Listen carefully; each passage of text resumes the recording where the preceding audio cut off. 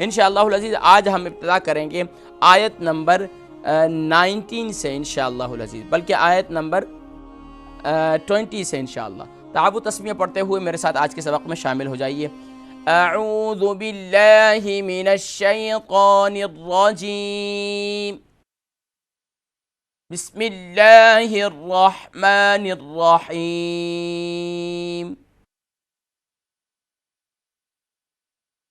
ذي قوة عند ذي العرش مكين،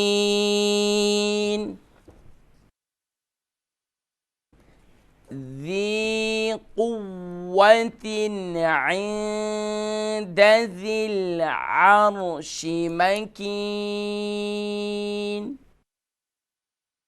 مطاع ثم أمين، مطاع ثم أمين، وما صاحبكم بمجنون،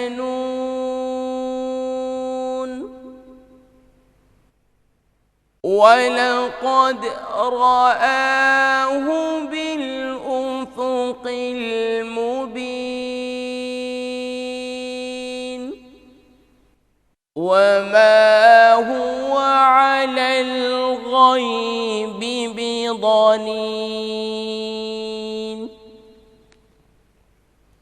وما هو بقول شيطان رجيم،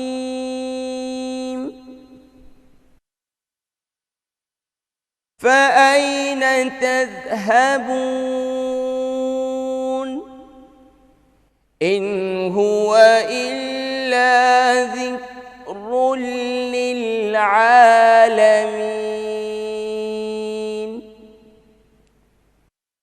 لمن شاء منكم أن يستقيم،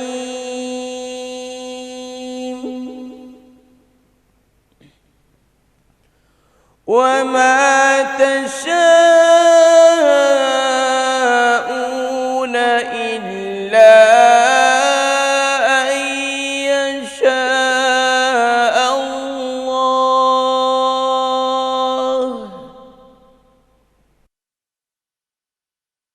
إلا أن يشاء الله رب العالمين।